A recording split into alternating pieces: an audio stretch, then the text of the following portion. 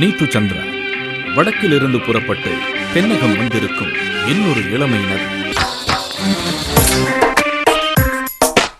நீத்து சந்திரா இவர் பீகார் மாநிலத்திலிருந்து திரையுலகிற்கு வந்த முதல் நபர். தனது 15வது வயதிலேயே மாடலிங் துறையில் நுழைந்து படிப்படியாக உயர்ந்து இன்று வெள்ளித்திரை வானில் நட்சத்திரமாக மின்னிக் கொண்டிருக்கிறார். 2003ஆம் ஆண்டு விஷ்ணு என்ற தெலுங்கு படத்தின் மூலம் திரையுலகில் அறிமுகமானார் நீத்து சந்திரா. முதல் படம் வெளியானதுமே ஹிந்தி பட வாய்ப்பு இவரின் கதவை தட்ட வடக்கிலும் காலூன்றி பயணிக்கத் தொடங்கினார். இந்த இளமை நதியின் அழகு வெள்ளம் மும்பை இளைஞர்களின் தூக்கத்தை அடித்துச் சென்றது. 1000 நடிகைகளின் அறிமுகங்களுக்கிடையிலும் தனித்தன்மை வாய்ந்த இவரின் முகம் மனதில் நின்றது.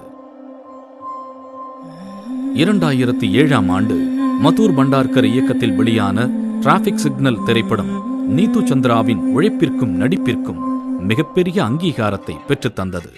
தொடர்ந்து தீபாகர் பானர்ஜி, ராகுல் தோலாக்கியா, அஸ்வினி தீர் என்று இந்தியாவின் சிறந்த இயக்குநர்களின் படங்களிலேயே நடித்து வந்தார். இவர் நடித்து தமிழில் வெளிவந்த முதல் படம் யாவரும் நலம்.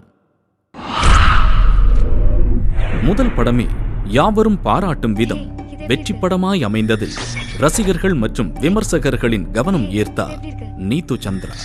2011ஆம் ஆண்டு வெளியான யுத்தம் செய் படத்தில் கன்னித்தீவு பெண்ணாக வந்து இவர் கலக்கிய பாடல் இன்றும் பட்டி தொட்டி எங்கும் பட்டையை கிளப்பிக் கொண்டிருக்கிறது. கன்னித்தீவு பொன்னா கட்டெரும்பு கண்ணா கட்டு மர துடுப்ப போல இடுப்ப ஆட்டுறா இவ கண்ணுப்பான உதட்ட காட்டி கடுப்பு ஏத்துறா. பன்மொழி படங்களில் கதாநாயகியாக நடித்து வந்த நீத்து சந்திரா கதாநாயகி எனும் அடையாளத்தோடு மட்டும் நின்று விடாமல் தயாரிப்பாளராகவும் மாறினார். தனது சகோதரரை இயக்குநராக்கி தேஸ்வா எனும் போஜ்பூரி மொழி திரைப்படத்தை தயாரித்தார் நீத்து. தமிழ், தெலுங்கு, ஹிந்தி என்று மாறி மாறி நடித்துக் கொண்டிருந்தவருக்கு வந்து சேர்ந்தது அமீரின் படத்தில் நாயகியாகும் மாபெரும் வாய்ப்பு.